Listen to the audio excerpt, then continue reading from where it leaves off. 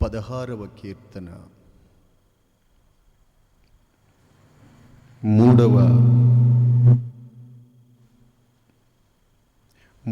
వాక్య భాగాన్ని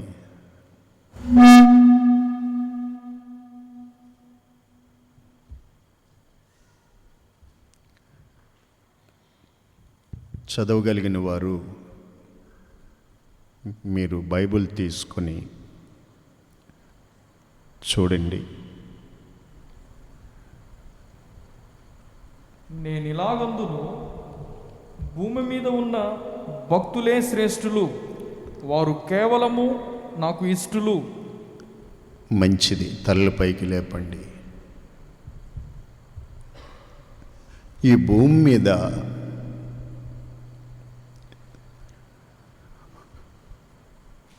ఉన్న వారిలో, జీవించుచున్న వారిలో,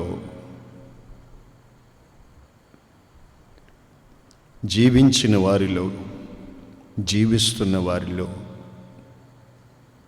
భక్తులు ఉన్నారు, భక్తి లేని వారు ఉన్నారు. ఎందరో ధనవంతులు ఉన్నారు, గొప్పవారు ఉన్నారు, దరిద్రులు ఉన్నారు.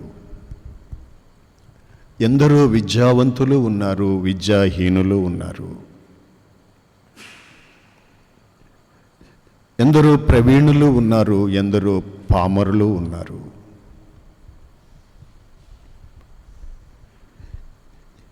ఇంకా ఎన్నో చెప్పచ్చు. చెప్పుకోగలిగిన శ్రేష్టమైన మాట ఏంటంటే, భూమి మీద ఉన్న వారందరిలో, భూమి మీద ఉన్న వాళ్ళందరిలో, భూమి మీద ఉన్న వారందరిలో కూడా ఎవరు శ్రేష్ఠులు అంటే, దావీదు అంటారు భక్తులే అని. భక్తులే శ్రేష్ఠులు అంతే, ఇంకెవరు కాదు, భక్తులే. భక్తులంటే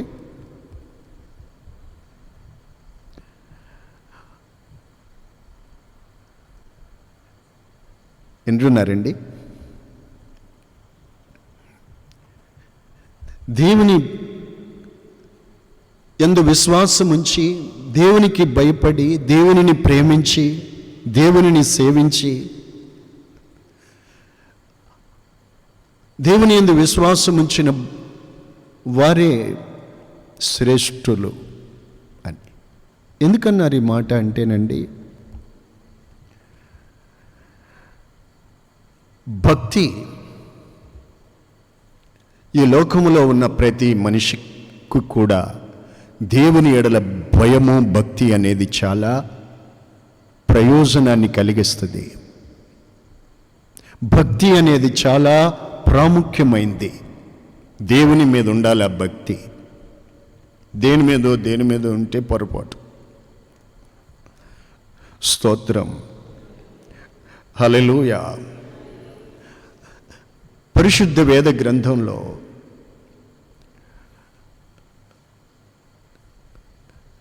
తిమోతి 4:8 ఉన్న మాట, శరీర సంబంధమైన సాధకము కొంచెము మట్టుకే ప్రయోజనకరము అగును గాని, దైవభక్తి ఇప్పటి జీవం విషయంలోనూ రాబో జీవం విషయంలోనూ వాగ్దానములతో కూడినదై ఉన్నందున అది అన్ని విషయముల్లో కూడా ప్రయోజనకరమగును. ఏది? దైవభక్తి. శరీర సంబంధమైన సాధకము, ఫిజికల్ ట్రైనింగ్స్, అవి కొంచెం మట్టుకే ప్రయోజనకరం అవుతాయి. కానీ దైవ భక్తి ఇప్పుడును రాబో జీవం విషయంలోనూ అది మనకు ఎంతో ప్రయోజనకరమైంది. తీతు పత్రికలో 2:13 వాక్యం చదువుకున్నట్లయితే, బైబిల్ తీసుకుని వాక్యాన్ని చూడండి. మహాదేవుడును మన రక్షకుడైన యేసుక్రీస్తు మహిమ యొక్క ప్రత్యక్షత కొరకు ఎదురు చూస్తూ ఈ లోకములో మనము స్వస్థ బుద్ధితోనూ నీతితోనూ భక్తితోనూ బ్రతుకుచుండవలెను అని రాయబడి ఉంది. ఈ లోకములో భక్తి లేకుండా బ్రతకరాదు, బ్రతకకూడదు. అది ఎంతో నష్టం వారికి. అనేకులు ఈ రోజుల్లో తినుచు తాగుచు తిరుగుచు ఇష్టమొచ్చినట్టుగా వాళ్ళ జీవితాన్ని, నా డబ్బు నా ఇష్టం, నా జీవితం నా ఇష్టం, ఎవరు నాకు కర్త అన్నట్టు, దేవుడు లేదు దయ్యము లేదని దేవుని సన్నిధిని కూడా అలక్ష్యపరుచుకొని చేతి నిండా డబ్బుంటే చాలు కదా అనుకుంటున్నారు. నా చుట్టూ ఇంతమంది ఉన్నారు, నాకు అది ఉంది ఇది ఉందని అనుకుని అతిశయపడుతున్నారు. ఎలా బ్రతకాలి మనకి వాక్యము నేర్పుతుంది. దేవుని వాక్యము. మహాదేవుడు యేసుక్రీస్తు మహాదేవుడు, మామూలు దేవుడు కాదు. మహాదేవుడు, మన రక్షకుడు అయిన యేసుక్రీస్తు మహిమలో ప్రత్యక్షము కాబోతున్నారు. ఆయన మహిమ గల ఆ ప్రత్యక్షత కొరకు మనము ఎదురు చూస్తూ నీతితోనూ భక్తితోనూ స్వస్థ బుద్ధితోనూ మనము బ్రతుకుచుండవలెను.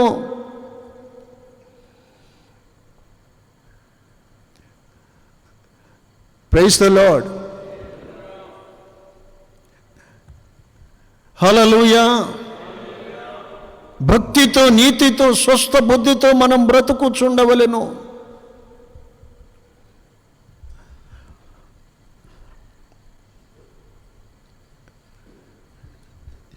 భక్తిని గురించి, భక్తి దేవుని యందు భక్తి కలిగి ఉండటం ద్వారా వారి జీవితాల్లో కలిగే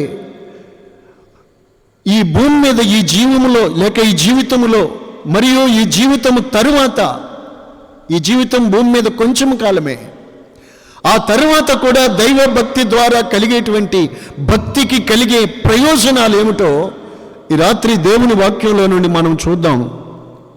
జాగ్రత్తగా మీరు గ్రహించండి. 2 తిమోతి 3:5లో కొందరు పైకి భక్తి గలవారి వలె ఉంటారంట. మహా డేంజర్ అది. ఈ రకం కూడా చాలా సంఘాల్లో ఇలాంటి తుక్కు కూడా ఉంటుంది. పేరుకు క్రైస్తవులు, పేరుకి దేవుని బిడ్డలు, పేరుకే భక్తులు, పైకి భక్తి కానీ లోపల ఆ భక్తి లేదు, ఆ భయం లేదు, ఆ యథార్థత లేదు. వినాలి. పైకి భక్తి కలిగి ఉంటారంట, పైకి భక్తి గల వారి వలె కనబడతారంట, లోపల దాని శక్తిని ఆశ్రయించిన వారై ఉంటారట. ఇది సాతానుడి యొక్క గొప్ప మోసం. అది. Praise the Lord. యాకోబు పత్రికలో 1వ అధ్యాయం 26, 27 వాక్యం ఏం చెబుతున్నది అంటే, ఎవడైనాను దైవ భక్తి గలవాడనని చెప్పుకొనుచు తన నోటికి కళ్ళెము పెట్టుకొనుకుండిన యెడల వాని భక్తి వ్యర్థమే. అది వ్యర్థమైన భక్తి. నీవు దేవుని యెడల భక్తి కలిగిన వ్యక్తివైతే నీ నోటికి కళ్ళెముండాలి.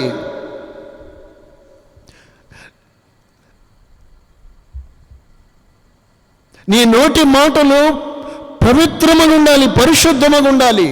ఇంకా కింద 27వ వాక్యాన్ని చదువుకున్నట్లయితే, తండ్రి అయిన దేవుని ఎదుట పవిత్రమైన భక్తి ఏదో అక్కడ వ్రాయబడి ఉంది. చూడండి, వ్యర్థమైన భక్తి ఉంది, పవిత్రమైన భక్తి ఉంది. Praise the Lord. Hallelujah, hallelujah. పైకి భక్తి గల వారి వల్లే ఉండేవారు ఉన్నారు. పైకి వినాలి, జాగ్రత్తగా వినాలి. ఇది వినే సమయం, వినవలసిన సమయం. విని మీరు గ్రహించాలి.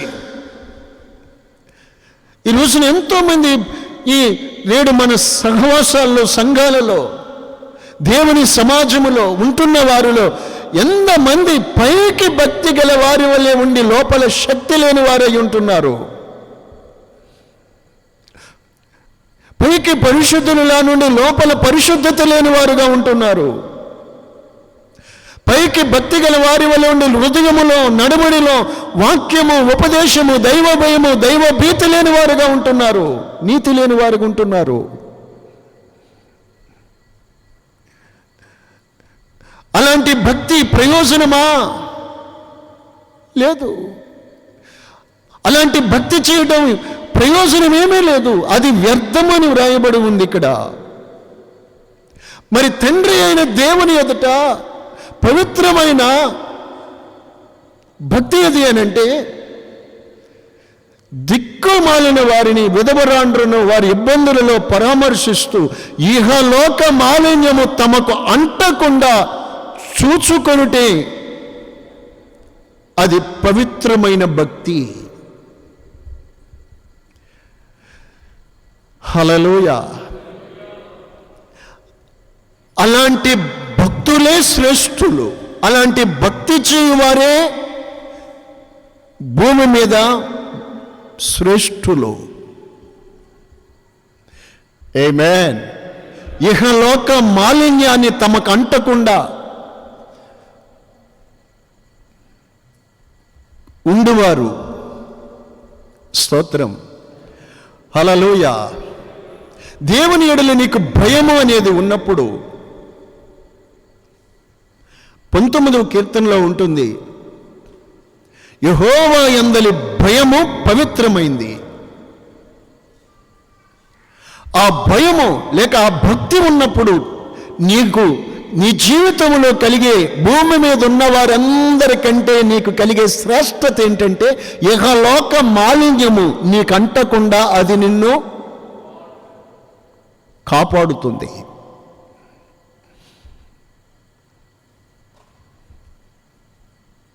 ఈ వాక్యం వినుచున్నప్పుడే మిమ్మల్ని మీరు పరిశీలన చేసుకోవాలి. వాక్యం విని అవతలకు పోయి మర్చిపోతే మీకు ప్రయోజనం ఏముంటుందండి? అలాగ అలవాటు చేసుకుంటే నీ జీవిత కాలం అంతా నీ వచ్చిపోయి వాక్యం విను, ఏం లాభం ఉండదు.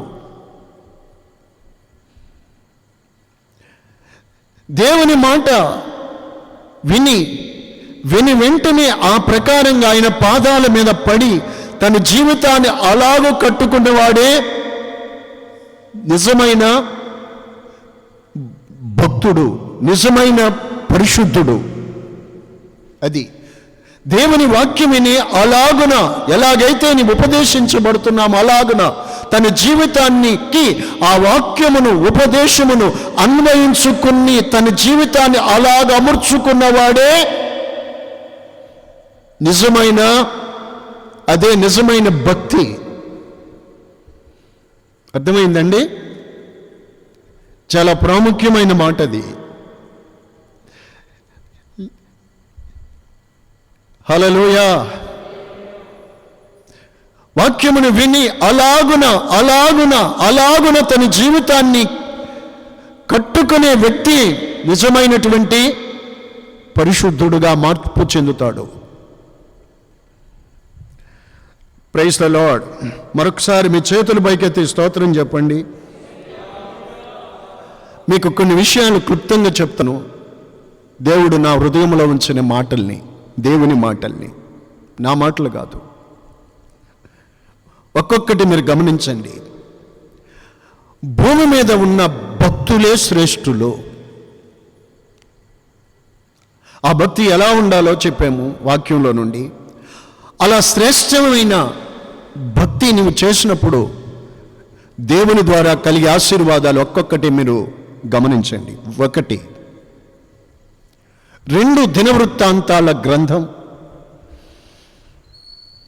6వ అధ్యాయము ఉంటే చూడండి, మీ బైబిల్లో ఉంటుంది, ఉండకపోతాం.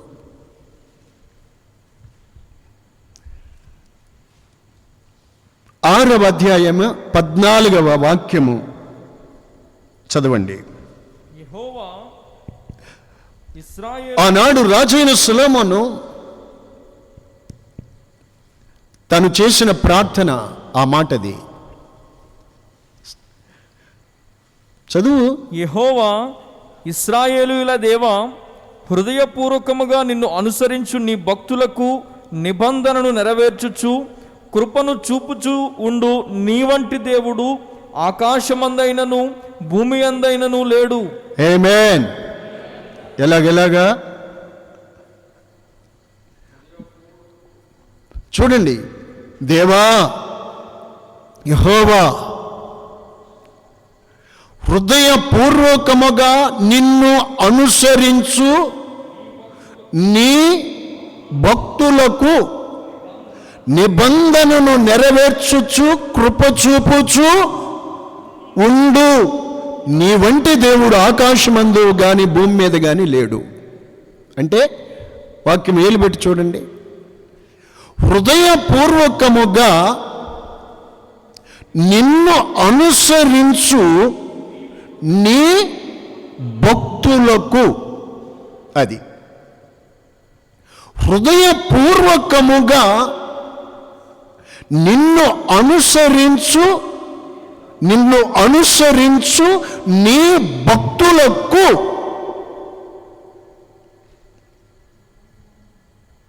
హృదయపూర్వకముగా ఆయనను అనుసరించే వారికి ఏంటి చేస్తారు? ఆయన కృప నిబంధనను నెరవేరుస్తారు. ఎవరికి? ఎవరు పడితే వాళ్ళకి కాదు. హలో, ఎవరు పడితే వాళ్ళకి కాదండి. హృదయపూర్వకముగా ఆయనను అనుసరించు భక్తులకు నిబంధనను నెరవేరుస్తాడు. ఓ మాట చెప్తాను, తర్వాతకి వెళ్దాం అక్కడికే, మళ్ళా అక్కడే ఉండండి.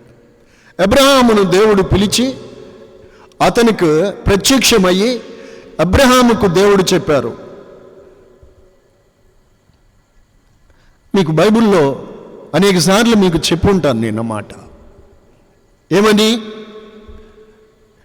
నేను సర్వశక్తి గల దేవుడును, నీకును నాకును మధ్య నా నిబంధన నియమించి నిన్ను అత్యధికముగా అభివృద్ధి పొందిస్తాను. ఆదికాండం 17వ అధ్యాయం 2వ వాక్యం. కొత్త వారికి చాలు కదా, ఇంక పేజ్ నెంబర్ ఏం అక్కర్లేదు కదా. స్తోత్రం. ప్రతిరోజు మీరు వాక్యం చదవండి, గంటలు చదవండి.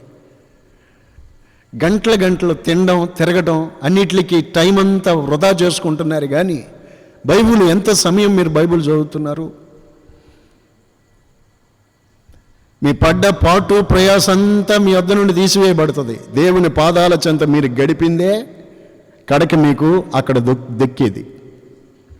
ఇప్పుడు బైబిల్ చదవడానికి ఖాళీ ఉండలేదు, ప్రార్థనకి ఖాళీ ఉండలేదు. నాకు ఆ పని ఉంది, ఈ పని ఉంది, అబ్బో నా ఇంత టోళ్ళు లేరు భూమి మీద అని అనుకునేరు. మోసపోకండి.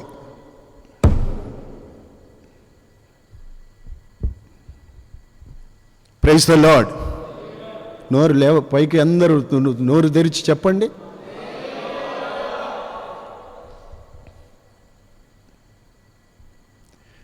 నీకును నాకును మధ్య నా నిబంధన నెరవేరుస్తాను. మలాకి 2:5 చదవండి. దేవుని యొక్క నిబంధన మన ప్రాణాలకి లేక మన జీవానికి సమాధానాన్ని ఇస్తుంది.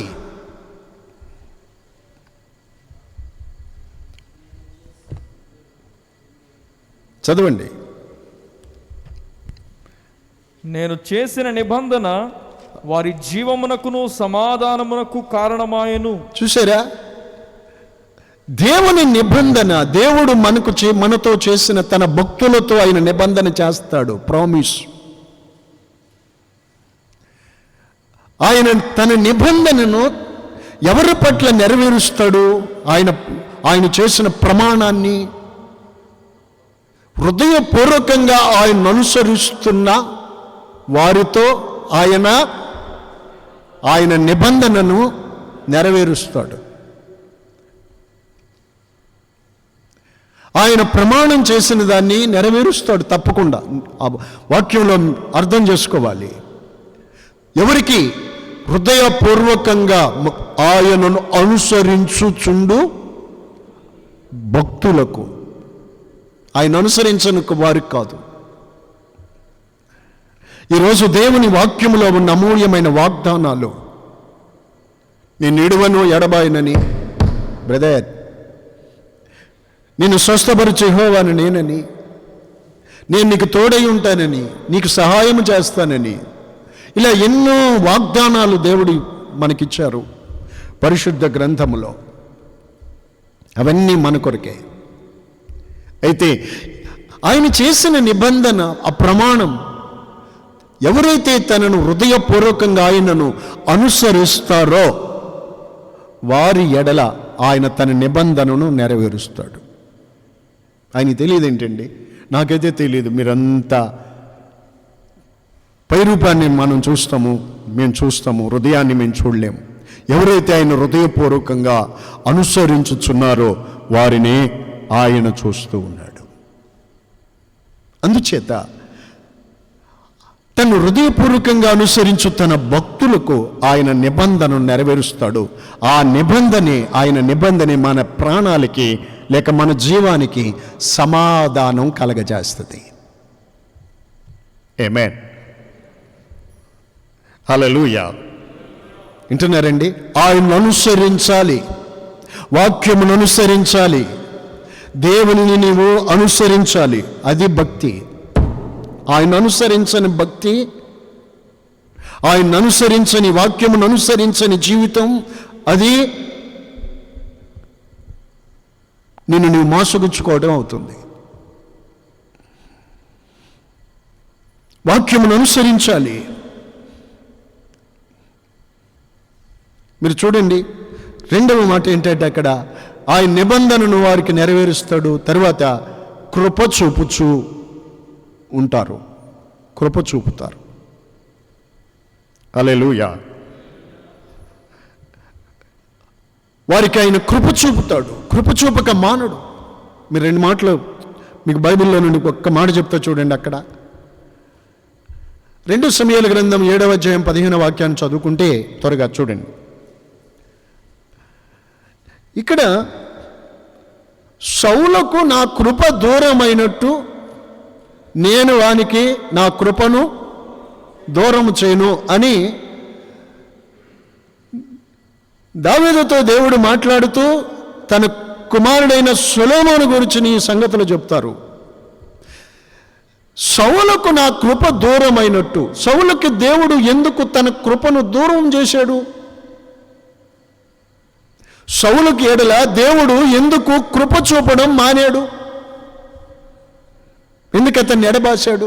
ఎందుకు అతనికి కృప చూపలేదు చెప్తారా?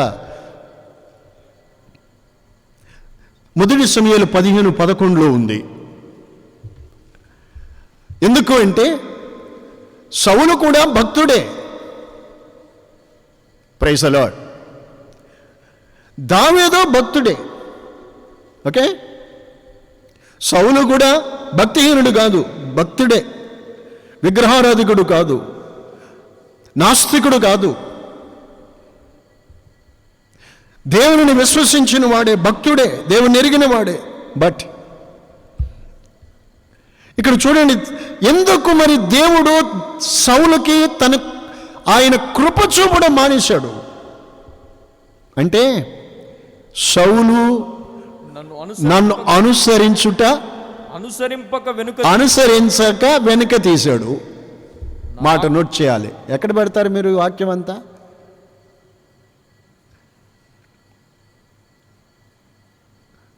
గుర్తుపెట్టండి. సౌలుకు ఎందుకు దేవుడు కృప చూపక మానేడండి? ఎందుకు సౌలును అపాయం వచ్చినప్పుడు శత్రువులు వచ్చి మీద పడి తనను చుట్టుముట్టినప్పుడు ఎందుకు దేవుడు కృప చూపలేదు? ప్రార్థించినా ఎందుకు కృప చూపలేదు? ఆపత్కాలములో శత్రువులు వచ్చి పడినప్పుడు ఎందుకు దేవుడు సహాయము చేయలేదు? ఎందుకండి? ఒకప్పుడు దేవుడు సౌల మీద ఆరంభంలో చూస్తే ఎంతో ప్రేమ చూపాడు, ఎంతో దయ చూపాడు, ఎంతో కృప చూపాడు. అప్పుడు సౌలు కూడా ఎంతో భక్తి కనపరిచాడు.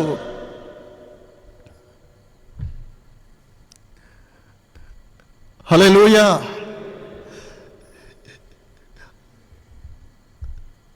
నా ప్రియులారా, తను రాజు అయిన తరువాత దేవుడు యొక్క మాటని, దేవుని యొక్క చిత్తాన్ని అతడు అనుసరించడం, చేయటం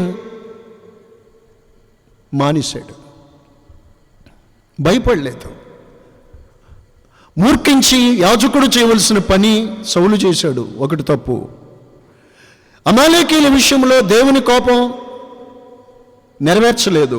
అమాలేకీయులు నిర్మూలన చేయంటే దేవుడు నిర్మూలన చేయవలసిన వాటిని నిర్మూలపరచలేదు. కొన్ని ఉంచుకున్నాడు, తెచ్చుకున్నాడు, తన దొడ్డిలో పెట్టుకున్నాడు. దేవుని మాట వినలేదు. తనతో ఉండి తను ప్రేరేపించిన వాళ్ళ మాటలు విన్నాడు. సదాకాలము ఇశ్రాయేలుల మీద రాజై ఉండడానికి దేవుడు ఉద్దేశించాడు. కానీ ఎప్పుడైతే దేవుడు దేవునిని అనుసరించడం వెనక తీసేశాడో సౌలు, దేవుడు కృప దూరం అయిపోయింది. అందుకే దేవుడు అంటాడు, బుద్ధి గలవారు వాక్యమును గ్రహించండి.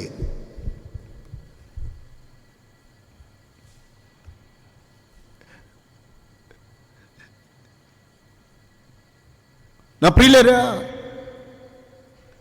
సౌలుకి జయం రాలేదు, జవాబు రాలేదు, సహాయము కలగలేదు.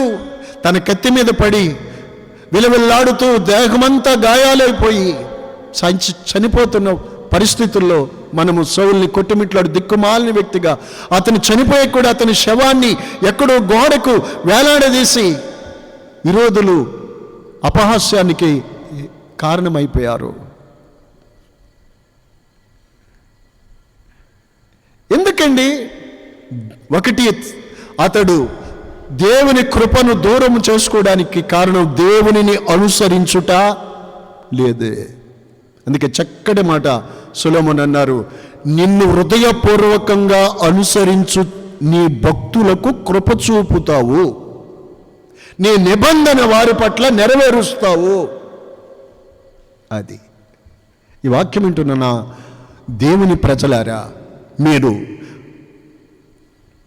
చూడండి, ఆయన్ను అనుసరించు వారికి ఆయన తన నిబంధనను నెరవేరుస్తాడు, కృప చూపుతాడు. బంగారం కంటే అమూల్యమైన మాట దేవుని మాట రాత్రి మీకు దొరుకుతుంది.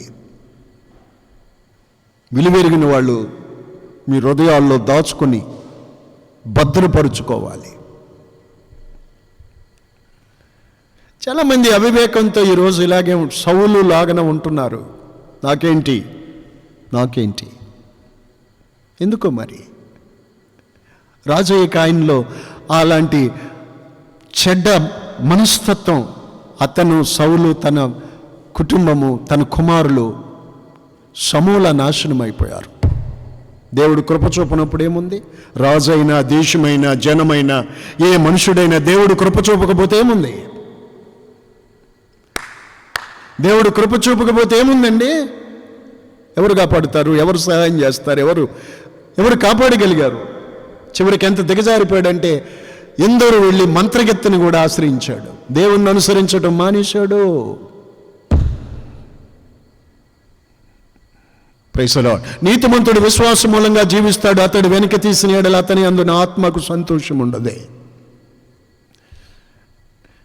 ఇందుకు సౌలుకు నా కృప దూరమైంది. అతనికి దూరమైనట్టు నా కృప నీకు దూరము చేయను. దావీదుకు దేవుడు ఎందుకు కృప చూపాడు? ఎందుకు దేవుడు దావీదుకు కృప చూపక మానలేదు? దావీదు అంటారు, నా ఎడల నీవు చూపిన కృప అధికమైంది.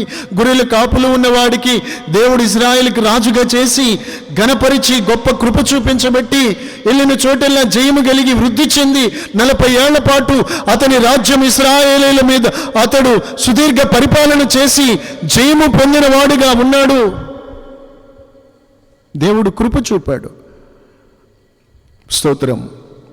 హల్లెలూయా, హల్లెలూయా, హల్లెలూయా. నా ప్రియులరా, బాగానండి. ఆయనను దావీదుకి ఎందుకు కృప చూపాడో తెలుసా? ఆయనను హృదయపూర్వకంగా అనుసరించిన వ్యక్తి. ఆమేన్, ఆమేన్. ఒకప్పుడు భయంకరమైన చేయకూడని నీచమైన కార్యాలు, నీచమైన ప్రవర్తన ఒకప్పుడు దావీదు జీవితంలో ఉండేది. ప్రైజ్ ది లార్డ్, స్తోత్రం, హల్లెలూయా. నా ప్రియులారా, ఈరోజు మీ జీవితాలు కూడా ఈ వాక్యం వెలుగులో మీరు గుర్తించండి.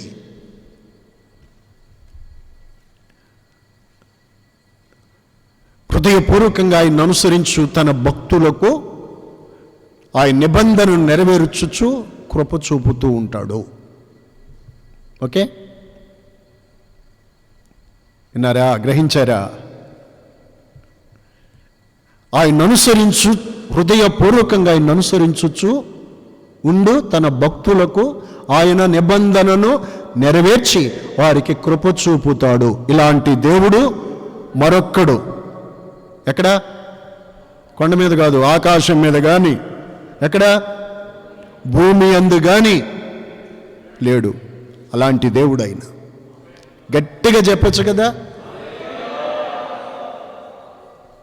రెండో మాట చెప్తాను మీకు.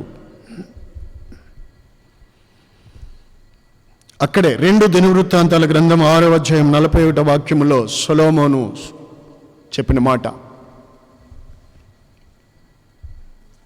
అంత సమయం అయితే ఎలాగా? త్వరగా చదవండి. నా దేవా యెహోవా, బలమునకు ఆధారమగు నీ మందసమును దృష్టించి లెమ్ము, నీ విశ్రాంతి స్థలమందు ప్రవేశించుము. దేవా యెహోవా, నీ యాజకులు రక్షణ ధరించుకొందురుగాక, నీ భక్తులు నీ మేలును బట్టి సంతోషించుదురుగాక. ఆమేన్, హల్లెలూయా. వినండి, నీ భక్తులు. మీరు కూడా నోరిప్పండి అయ్యా, చదవండి, మీ బైబిల్లో చదవండి.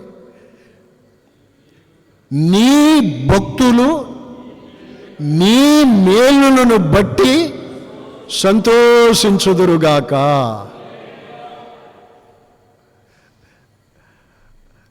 చూశారండి?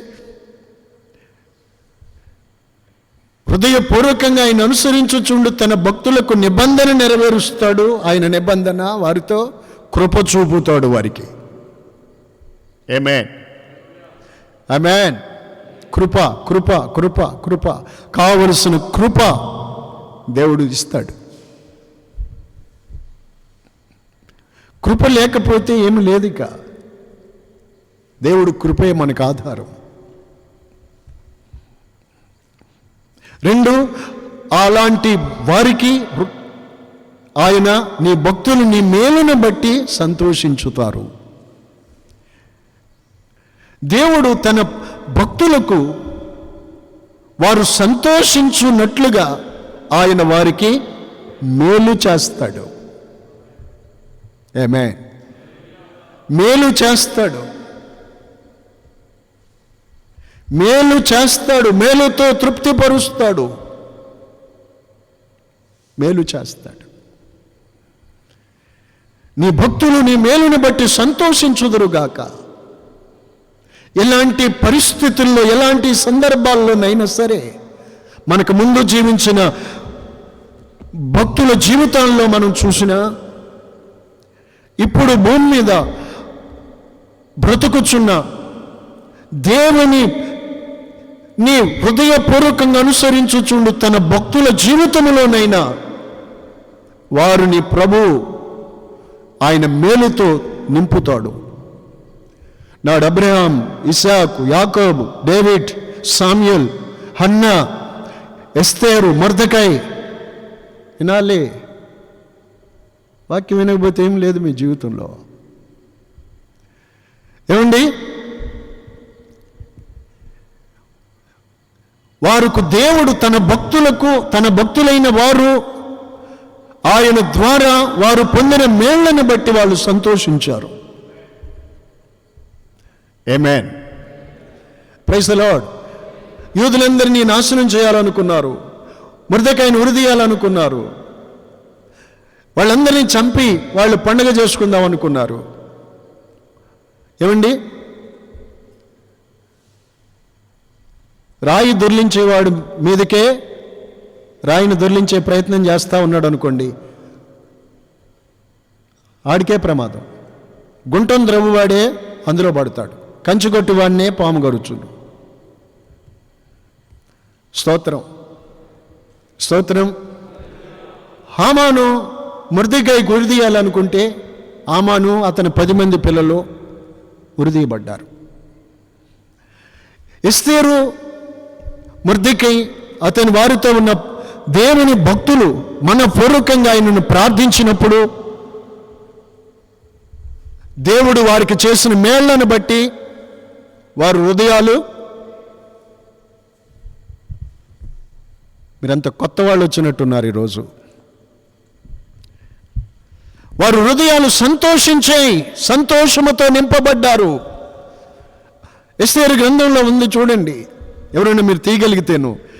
అక్కడ కలిగిన సంతోషము బహు దూరము వినిపించింది. హల్లెలూయా. ఎంతమంది మందిరంలో ఉన్నారు? అందరూ 2 చేతులు ఎత్తి స్తోత్రాలు చెప్పాలా? ఎంత సంతోషమా! Praise the Lord. హల్లెలూయా. ఆయన దుఃఖపడి వారికి సంతోషము కలిగించేవాడు. మీ దుఃఖము సంతోషంగా మారుస్తాడు మీరు ఆయన ఎడల భక్తి కలిగిన వారుగా ఉన్నప్పుడు. స్తోత్రం, స్తోత్రం. ప్రతి శాపము కన్నీళ్లు ఆయన నా దేవుడు తుడిచివేస్తాడు, మీ విచారాలు ఆయన కొట్టివేస్తాడు. ప్రతి శాపం, శత్రువు యొక్క తంత్రం ఆయన నిర్మూలపరుస్తాడు.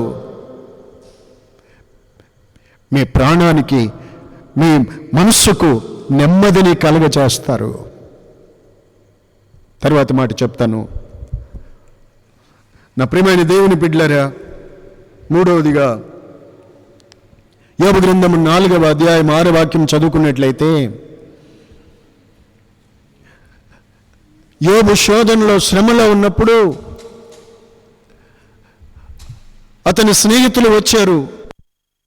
అతని స్నేహితులలో ఒకరు యోబును చూసి, అప్పటికే యోబు తన మందల పోయి, పిల్లల పోయి, అన్నీ పోగొట్టుకుని, వింటున్నారా, చాలా దుఃఖములో, విచారములో ఉంటే ఆ సందర్భంలో, ఆ పరిస్థితుల మధ్యలో అతని స్నేహితులలో ఒకరు అన్నారు చూడండి ఆ మాట, నీ భక్తి నీకు ధైర్యము పుట్టించదయ్యా, నీ భక్తి నీకు ధైర్యము పుట్టించదా? ఏమాటది? నీ భక్తి, నీ భక్తి. యోబు భక్తుడు. ఎలాంటి భక్తుడు యోబు? 1వ అధ్యాయం 1వ వాక్యంలోనే ఉంది. చెప్తారా? తీయకుండా చెప్పండి. అతడు యథార్థవంతుడు, నీతిమంతుడు, న్యాయవంతుడై ఉండి దేవుని యందు భయభక్తులు కలిగి చెడుతనాన్ని విసర్జించిన భక్తుడు. స్తోత్రం, స్తోత్రం. మరి మీ భక్తి, ఈ భక్తిని గురించి ఈ రాత్రి వర్తమానంలో ప్రతి వ్యక్తి కూడా ఎలాంటి, ప్రతి మాటలోనూ గ్రహించుకుని ఎలాంటి భక్తి చేస్తున్నామో ఆలోచించుకోవాలి. అలాంటి భక్తుడికి ఇలాంటి శోధనలు ఏంటి? వస్తాయి. నీతిమంతులు కలుగు ఆపదలు అనేకములు, అయినను వాటి నుండి యెహోవాను తప్పించు. నీ భక్తి చూడండి, అన్నీ పోయి కష్టములో చాలా వేదనలో ఉన్నప్పుడు అతని స్నేహితుడు వచ్చి అన్నారన్నమాట, నీ భక్తి నీకు ధైర్యము పుట్టించదా? Praise the lord. దేవుని నీ హృదయపూర్వకంగా భక్తి చేసే దేవుని భక్తులు, దేవుని బిడ్డలు, దేవునిని బట్టి, మొదటి యోహాను 5:14 ఉంటుంది, ఆయనను బట్టి ధైర్యము కలిగి ఉండాలి. ఇల్లు ఊరు వాకలు తగలబెట్టేశారు సిక్లాగును పట్టణాన్ని. భార్య పిల్లల్ని చెరపట్టుకుపోయారు దుర్మార్గులు, శత్రువులు. అప్పుడు ఏం చేశాడు?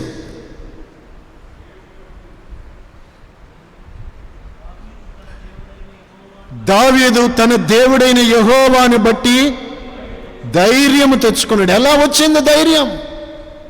ఈ రోజుల్లో అనేక మందికి ధైర్యం లేదు. మీరు దేవుని ఎడల భక్తి కలిగిన, యథార్థమైన భక్తి కలిగి చేస్తూ ఉన్నట్లయితే, ఇదిగో ఈ రాత్రి వాక్యము ద్వారా మీరు లేచి గంతులేయండి. నీ భక్తి నీకు ధైర్యము పుట్టించదా? నువ్వు హృదయపూర్వకంగా ఆయన అనుసరిస్తూ ఉన్నప్పుడు దేవుడు తన నిబంధనను నెరవేరుస్తాడు, కృప చూపుతాడు.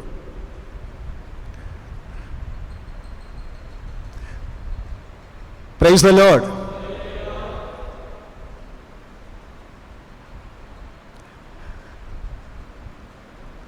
దావీదు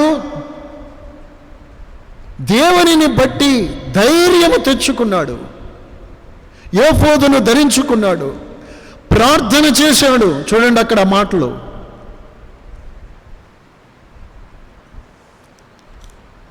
హల్లెలూయా. పిమ్మట దావీదు చాలు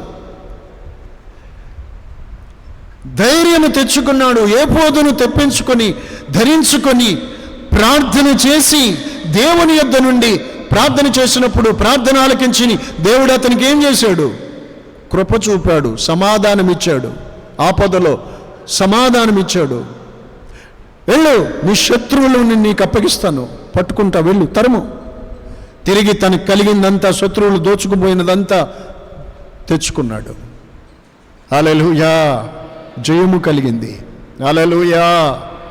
నా సహోదరులారా, ఇవి కట్టుకథలు కావు, దేవుని వాక్కు, సజీవుడైన మార్పు లేని దేవుని మాటలు ఇవి. ఆమేన్. అందుచేత నీ భక్తి నీకు ధైర్యం పుట్టించదా? భక్తులైన వారు దేవునిని బట్టి ధైర్యవంతులుగా ఉంటారు. ఆమేన్. స్తోత్రం. ధైర్యం తెచ్చుకోండి, ధైర్యం కలిగి ఉండండి. నేను ఈ మాట మన విశ్వాసులైన వారితో, నేను వారు ఏదైనా బాలేదండి, బలహీనంగా ఉన్నాం, అనారోగ్యంగా ఉన్నాం, ఈ మధ్య పరిస్థితులను బట్టి ఇలా ఉన్నామండి, కొంచెం బాగాలేదు అలా అనుకొని ఎవరైనా చెప్తున్నప్పుడు దేవుని సేవకుడుగా నేను వారితో చెప్తున్న విరివిగా నేను చెప్పే మాట ఏంటంటే, మీతో ఇప్పుడు కూడా నేను చెప్తున్న మాట, ధైర్యం తెచ్చుకోండి. అప్పుడు వాళ్ళు అంటున్న మాట ఏంటంటే, ఆ తల్లులు ఆరును, ఈ మధ్య 2 రోజుల క్రితం నేను ఫోన్లో ఒక అమ్మ బాగాలేదంటే నేను చెప్తే, ఆ వృద్ధాప్యంలో నా అమ్మగారు అన్నారు ఒక మాట, బాబు ఆయన ఉన్నాడనే ధైర్యం కాక నాకేమీ లేదు. ఎంత మంచి మాట ఆ తల్లి అన్నమాట. బాబు అమ్మా ధైర్యంగా ఉండను నేనంటే, దేవుడున్నాడు, ప్రభు సహాయం చేస్తారంటే, ఎస్ ఆవిడంటారు, అవునండి ఆయన ఉన్నారు గనుకే, ఆయన ఉన్నారు, కాకపోతే ఏముంది మనకి, ఆయనను బట్టే ఇలా బ్రతుకుతున్నాం. ఆయనే మన ధైర్యం. చెప్పండి. కొంచెం ప్రాణం కూడగట్టుకుని గట్టిగా చెప్పండి. హల్లెలూయా. హల్లెలూయా. ఆయనను బట్టి నీ భక్తి నీకు ధైర్యాన్ని పుట్టిస్తుంది. భక్తి గల వారికి ధైర్యం ఉంటుంది. దేవుడి మీద ఆనుకున్న వాళ్ళకి దేవుని బట్టి ధైర్యం ఉంటుంది. దేవుడు మారుస్తాడు పరిస్థితులు. దేవుడు సమాధానం కలగజేస్తాడు. దేవుడు విడిచిపెట్టడు. దేవుడు లేవనెత్తుతాడు. దేవుడు సహాయం చేస్తాడు. దేవుడు స్వస్థపరుస్తాడు. దేవుడు ఆదుకుంటాడు. దేవుడు విడిచిపెట్టడు. ధైర్యం. ఆమేన్. అది లేకపోతే ఏమండి? అంతే. నీ భక్తి నీకు ధైర్యం పుట్టించుతుంది. భక్తి ధైర్యం పుట్టిస్తుంది. డబ్బు కాదు, మనుషులు కాదు, ఏది నీకు అలాగ చేయలేదు. భక్తి ధైర్యం పుట్టిస్తుంది. స్తోత్రం. ఆమేన్. నీవున్నావనేగా నేను ఈ ఆత్మీయ యాత్రలో, నీ తోడు నీ కోరితి, నీ తోడు నీ కోరితి. స్తుతి సింహాసనాసీనుడవు, అత్యున్నతమైన తేజో నివాసివి. స్తుతి సింహాసనాసీనుడవు,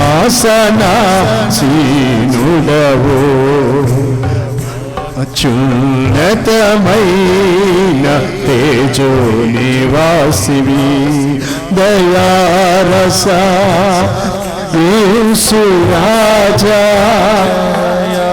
రస యేసు రాజా, నీదు రూపును వర్ణించలేనయా, నీదు రూపును వర్ణించలేనయా. స్తుతి సింహాసనాసీనుడవు, అత్యున్నతమైన తేజో నివాసివి.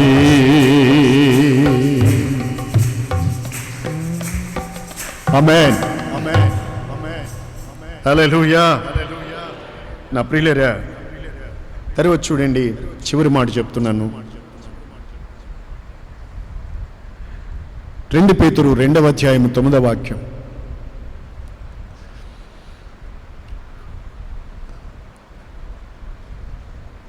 భక్తులను శోధనలో నుండి తప్పించుటకు, మలినమైన దురాశ కలిగిన వారిని శరీరానుసారముగా నడుచుకొనుచు ప్రభుత్వమును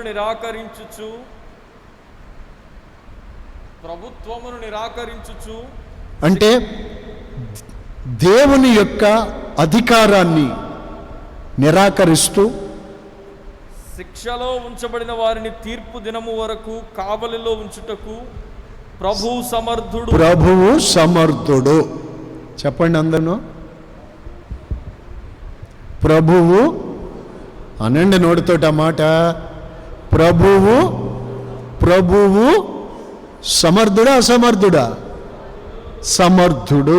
దేనికి? పైనుంచి రండి. భక్తులను శోధనలో నుండి తప్పించుటకు ప్రభువు సమర్థుడు. సమర్థుడా కాదా? భక్తులను శోధనలో నుండి తప్పించుటకు ప్రభువు సమర్థుడు. తర్వాత ప్రభుత్వాన్ని నిరాకరించుచు శరీరానుసారముగా నడుచుకుని వారిని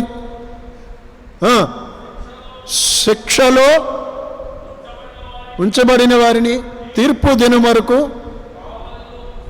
వారిని ఉంచుటకు ప్రభువు సమర్థుడు. శరీరానుసారంగా నడుచుకుంటూ ప్రభుత్వాన్ని, దేవుని అధికారాన్ని ధిక్కరిస్తే శిక్షించుటకు సమర్థుడు. భక్తి గల వాడివైతే శోధనలో నుంచి నిన్ను తప్పించుటకు కూడా ప్రభువు సమర్థుడు. నా ప్రభువు సమర్థుడు. హల్లెలూయా. ఆయన సమర్థుడు కాదు. ఆమేన్. ఆమేన్.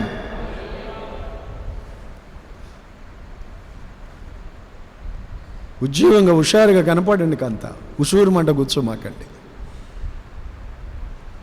ముఖాలు వికారం చేసుకోకూడదు, ఉజ్జీవంగా కనపడాలా. గట్టిగా 2 చేతులు ఎత్తి స్తోత్రాలు చెప్పండి.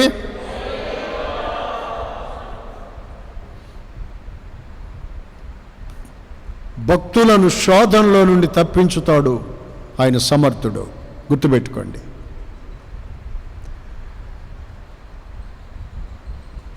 ఎబ్రీ పత్రిక 11వ అధ్యాయం 7వ వాక్యం చదువుకుందాం. అక్కడ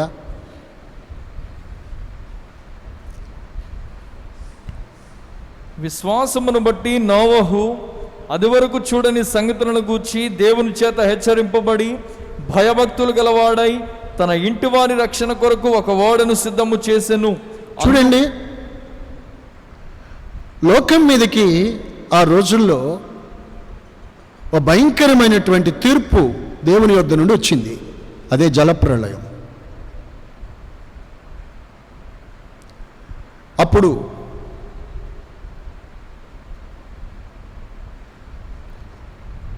ఆ కాలంలో దేవుని యందు భయభక్తులు కలిగి దేవునిని అనుసరిస్తూ దేవునితో నడుస్తున్నటువంటి నీతిమంతుడుగా పిలువబడిన తీర్చబడిన నోవహు తన కుటుంబము ఆ లోకం మీదకి వచ్చినటువంటి ఆ జలప్రళయము లేక లోకం మీదకి వచ్చినటువంటి ఆ ఉగ్రత, దేవుని ఉగ్రత, ఆ తీర్పులో, ఆ శోధనలో వారు చెప్పండి నోటితో, దేవుడు వారిని తప్పించారు. ఎందుకు? అక్కడే ఉంది మరి, అతడు దేవుని యందు భయభక్తులు గలవాడైనందుకు. ఆమేన్. చూశారండి, దుష్టులతో కూడా నీతిమంతులను నాశనము చేయటం నీకు దూరమగునుగాక అని అబ్రహాం అన్నారు. స్తోత్రం. ఆమేన్. హల్లెలూయా. భక్తులను శోధనలో నుండి ఆయన తప్పిస్తారు. జలప్రళయములో నుండి దేవుని యందు భయభక్తులు కలిగిన నోవహు కుటుంబాన్ని తప్పించడానికే దేవుడు ఒక ఓడను సిద్ధపరచుకోమని చెప్పాడు. ఈరోజు ఆ ఓడ మనకు క్రీస్తే. ఆమేన్. ఆమేన్. ఆ ఓడలో నువ్వు చేరితే నీవు నిజంగా ఆయన భక్తి కలిగిన వ్యక్తివైతే భూమి మీద ఉన్న వారిలో నీవే ఆనాడు నోవహులాగా నీవే శ్రేష్ఠుడవు. ఏదో ఒంటి మీద ఇంత బంగారం, పేరని ఇంత పొలము, కాస్త ఏదో గుప్పిట్లో కాస్త డబ్బు, చేతులకు ఏదో కాస్త పచ్చగా వ్యాపారాలు ఇవన్నీ ఉంటే నేనే శ్రేష్ఠుడిని, మేమే అదృష్టవంతులమి, నా పేరు భాగ్యలక్ష్మి, నా పేరు కనకలక్ష్మి అని అదిరిపడకూడదు. ఇప్పుడు అలాంటివన్నీ తలకిందులవుతున్నాయి ఈ జలప్రళయంలో. దేవుని యందు భయభక్తులు కలిగిన నోవహు కుటుంబము ఏమయ్యారు? ఆ శోధనలో నుండి దేవుడు వారిని తప్పించాడు. స్తోత్రం. ఆమేన్.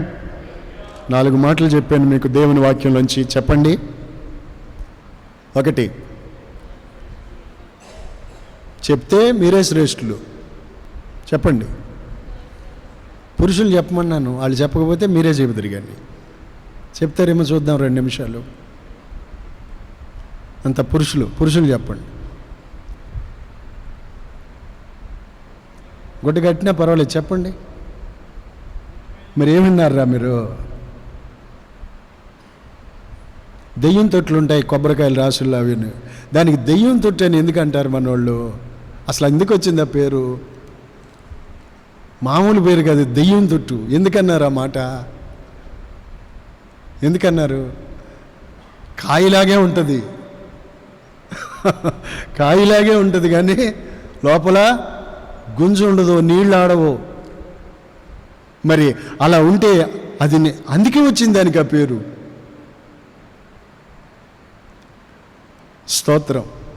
కాయ అనుకుంటారు కానీ కాయ కాదు, అది దెయ్యం తొట్టు, మోసం, సైతాను గాడి క్రియ అది. అందుకని దానికి ఆ పేరు తొట్టు.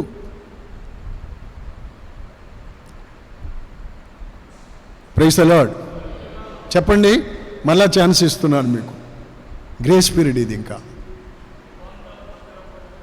హృదయపూర్వకంగా ఆయన అనుసరించుచుండు ఆయన భక్తులకు ఆయన నిబంధన నెరవేర్చి కృప చూపుతాడు. 2,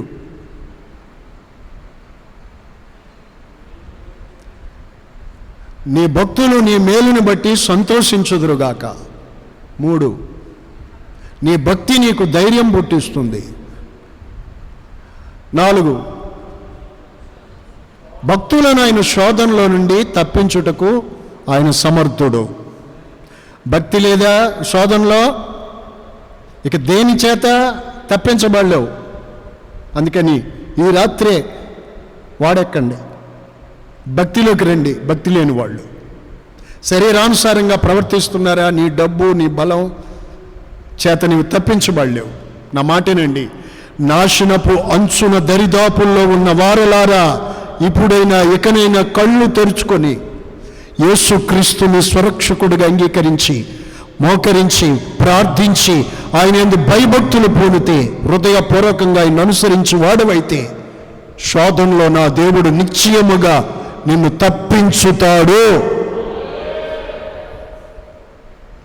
ఇంతకాలం మీరు చూసి చూడనట్టుగా ఏదో వెళ్ళిపోయారు. అలాగా దేవుడు ఎందుకు ఆలస్యం చేసి కీడు రాకుండా కాపాడుతూ వచ్చాడు ప్రేమ చేత. కళ్ళు తెరవబడాలి, మీ మనస్సులు మార్పు చెందాలి, మీ జీవితాలు సంపూర్ణంగా మార్పు చెందాలి. Praise the Lord. హల్లెలూయా. ఆఖరిగా యెషయా గ్రంథం 57:1-2 వాక్యాలు చదువుకుని ముగించుకుంటాం. యెషయా గ్రంథం 57:1-2. భక్తులైన వారు తీసుకొని పోబడుచున్నారు. ఎక్కడికి? కీడు చూడకుండా నీతిమంతులు కొనుపోబడుచున్నారని ఎవరికి? చక్కటి మాటలేనండి. భక్తులైన వారు తీసుకొని పోబడుచున్నారు. ఆమేన్. హల్లెలూయా. ఎందుకు, ఎక్కడికి తీసుకొని పోబడుతున్నారు? కీడు చూడకుండా నీతిమంతులు కొనిపోబడుచున్నారు, వారు విశ్రాంతిలోకి ప్రవేశించుదరు.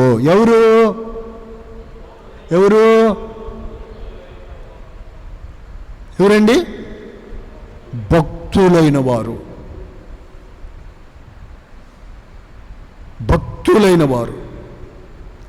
ఆమేన్.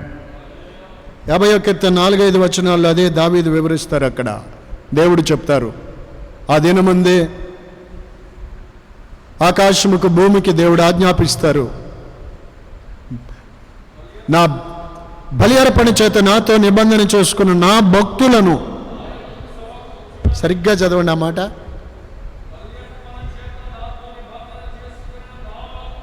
ఏ భక్తులు? ఎవరి భక్తులు? నా భక్తులను అన్నాడు దేవుడు ఇక్కడ. ఆయన భక్తులకే అది.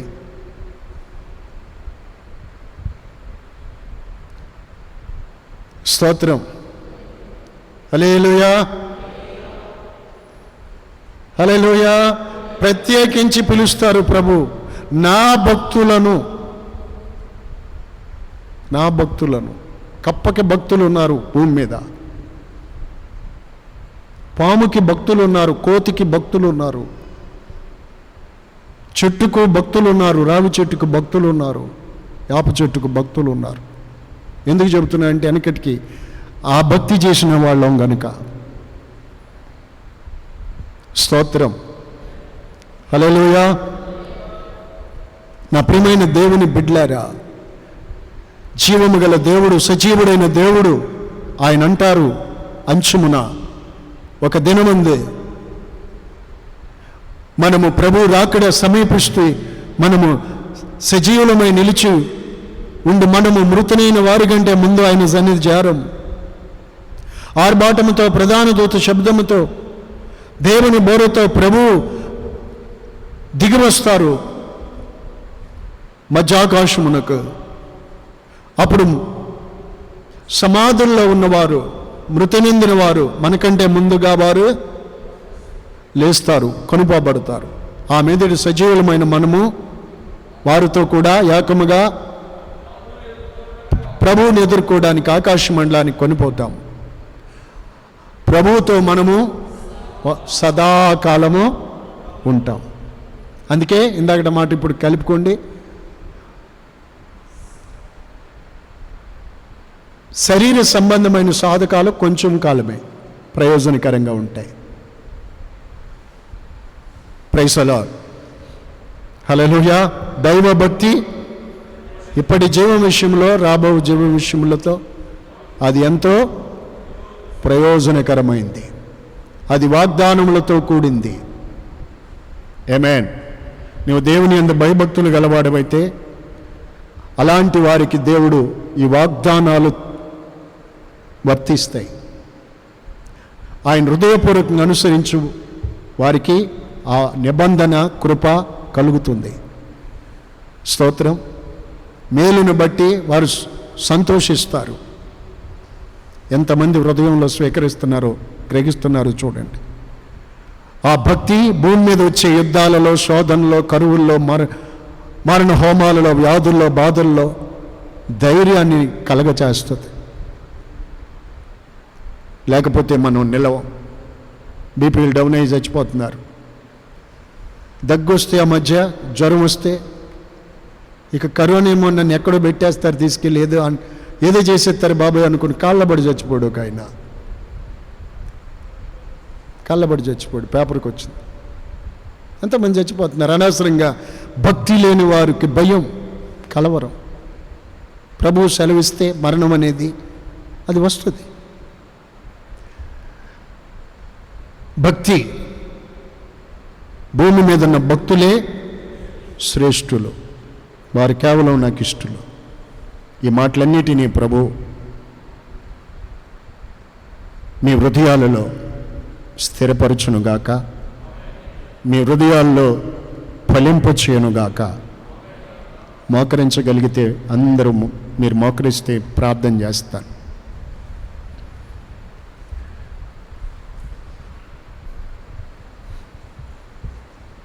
కళ్ళు మూసుకొని రెండు చేతులు పైకెత్తి ఒక క్షణం దేవుని వాక్యం విన్న మీరంతా మీ హృదయాలను మీరు పరిశీలన చేసుకోమని దేవుని సేవకుడిగా నేను మిమ్మల్ని కోరుకుంటున్నాను. ఎలాంటి భక్తి చేస్తున్నారు? మోసపోవద్దు, దేవుడు ఎక్కిరించబడడు. వ్యర్థమైన భక్తి చేస్తున్నారు కొంతమంది. నువ్వు పైకి భక్తిగా ఉండి లోపల దాని శక్తిని ఆశ్రయించని వారైతే అది వేషధారణ అవుతుంది. ఆ భక్తి వ్యర్థం. నీ నోటికి కళ్ళెం పెట్టుకోకపోతే, నీ హృదయాన్ని మోసగుచ్చుకుంటూ ఉన్నట్లయితే ఆ భక్తి వ్యర్థం. తండ్రి అయిన దేవుని ఎదుట పవిత్రమైన భక్తి ఇహలోక మాలిన్యాన్ని తనకంటకుండా చూచుకొనుటమే. హల్లెలూయా, హల్లెలూయా, హల్లెలూయా. దిక్కులేని పిల్లలను, వెధవరాండ్రును వారి ఇబ్బందులలో పరామర్శించుట, ఇహలోక మాలిన్యము తనకు అంటకుండా చూసుకొనుటే. స్తోత్రం, స్తోత్రం, స్తోత్రం. దేవుని బిడ్డలారా, భక్తులే శ్రేష్ఠులు. ఎందుకు భక్తి చేయాలి? మనం ఈ లోకంలో ఎలా బ్రతకాలి? భక్తి లేకుండా బ్రతకూడదు. సుడిగాలి వేచగా భక్తిహీనుడు పాడైపోతారు. భక్తిహీనత వల్ల కుటుంబం, నీ జీవితమే పాడైపోతుంది. భక్తి లేకపోవడం వల్ల అనేకుల జీవితాలు పాడైపోతున్నాయి. భక్తి లేనట్లయితే ఇష్టానుసారమైన స్వేచ్ఛా జీవితం నీ జీవితాన్ని నాశనం చేస్తుంది. నీకు మనుగడ ఉండదు. నిత్య నరకమునకు అధోగతి పాతాళానికి నేను తీసుకెళ్లేది భక్తిహీనతే. నువ్వెలాంటి వ్యక్తివైనా, ఎంతటి వ్యక్తివైనా ఈ లోకములో మహాదేవుడు మన రక్షకుడైన యేసుక్రీస్తు ప్రత్యక్షత కొరకు ఎదురు చూస్తూ నీతితో, స్వస్థ బుద్ధితో, భక్తితో మనం బ్రతకచ్చు ఉండాలని వాక్యము తెలియచేస్తా ఉంది. స్తోత్రం స్తోత్రం స్తోత్రం స్తోత్రం స్తోత్రం. దేవుడి రాత్రి మనకిచ్చిన సందేశం కొరకు స్తోత్రాలు చెల్లించడము. దేవుని ప్రేమించి వారు, వాక్యమును స్వీకరించిన వాళ్ళు, వాక్యాన్ని తీసుకున్న వాళ్ళు స్తోత్రాలు చెల్లించండి.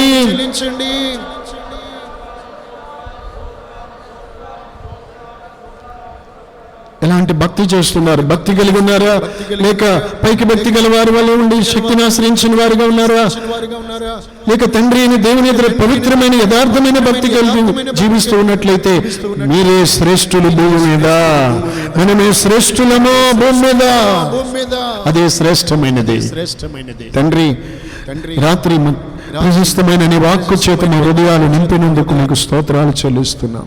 ఈ వాక్యం విన్న ప్రతి సోదరిని, తల్లులను, బిడ్డలను ఆశీర్వదించండి, బలపరచండి, గ్రహింపచి శక్తినివ్వండి. ఈ వాక్యం ఆ హృదయాలు అన్వయించుకుని అలాగున తండ్రి తమ జీవితాలు నీలో అమర్చుకుని అపోస్తుల ఉపదేశంలో, ప్రభువా బోధలో కట్టబడుటకు, పరిశుద్ధుల సహవాసములో ముందుకు కొనసాగుటకు సహాయం చేయండి. లోక భాగాలలో మునిగి నాశనము కాకుండా సహాయం చేయండి. శత్రువు తంత్రములను ఎదిరించి తండ్రి విశ్వాసముతో తండ్రి జీవించుటకు సహాయం చేయండి. కృప దయచేయండి, ఆశీర్వదించండి. ఈ మాటలన్నీ నీ బిడ్డల కొరకు ఆశీర్వదించము, ఫలింప చేయము. రేపటి ఉదయకాలపు ఆరాధన కొరకు ఆశతో కనిపెట్టుటకు కృప దయచేయండి. జీవించి రాత్రి విశ్రాంతిని కలగచేయము. మమ్మల్ని అందరినీ, వాక్యమైన నీ బిడ్డలందరినీ మీ చేతులకు సమర్పిస్తున్నాను. ప్రభువా, శుద్ధీకరించి, పరిశుద్ధపరిచి, బలపరిచి నిత్యరాకడికి రాజ్యానికి సిద్ధపరచుము. యేసుక్రీస్తు ప్రశస్తమైన నామములో స్తుతించి వేడుకొనుచున్నాం తండ్రి. ఆమేన్.